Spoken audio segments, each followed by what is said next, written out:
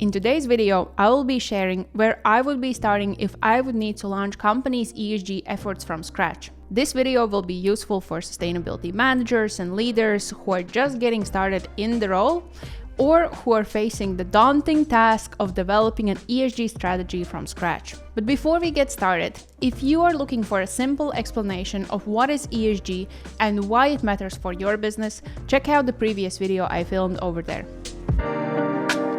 Welcome back to your Impact House. My name is Christine, and we are here to help you create a positive impact on people and planet through integrating ESG in your business strategy.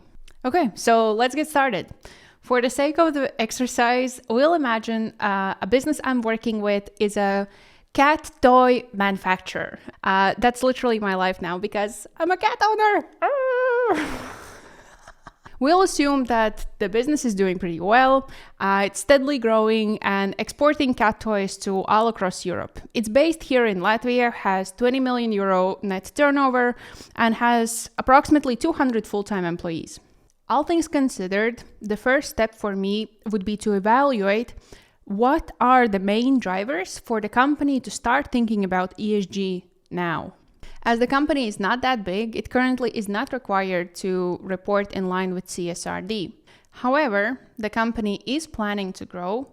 The company might want to go public, raise external investment, grow the employee count, and also increase the turnover. But that is just one part of the picture.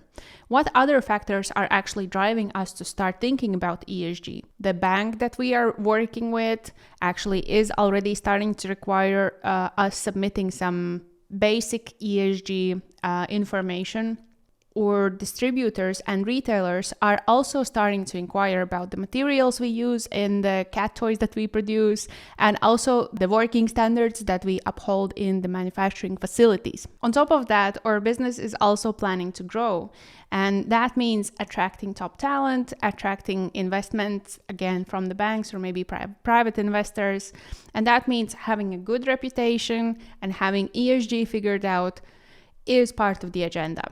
Now that that part is clear, it's time for us to figure out what exactly do those stakeholders actually care about. When working with ESG, the best practice would be to figure out these things through carrying out an ESG materiality assessment. It's a systematic way to engage stakeholders and figure out which of the many ESG topics they truly care about. ESG materiality assessment is a whole nother beast to tackle, so in case you are currently learning more about the subject, you can check out the video I filmed about where to get started with ESG materiality assessment. Essentially, through ESG materiality process, we understand which topics are the most important for our stakeholders, and we based on future decisions and priorities on that analysis. The result of materiality assessment is essentially a ESG Materiality Matrix, where we see which topics are the most impactful to our business and also the most important to the stakeholders of the company. And once we have that ESG Materiality Matrix and we see which topics are the most important for the business, then we can actually move further and set goals in the areas that are most important. The key to creating an impactful ESG strategy is to narrow down the focus to 5 or 10 topics that are truly important to the success of the business in the long run. And once we have those topics, we set SMART goals in each of the area. So to recap, first, we define why this matters and who cares about we doing anything about ESG. Then we understand what exactly they care about through ESG materiality assessment. And then we set goals and KPIs in each of the ESG areas. And that's a wrap. This is a very simplified way how to look at where to start with ESG and how to move from many topics to having clear goals and a direction where you're heading.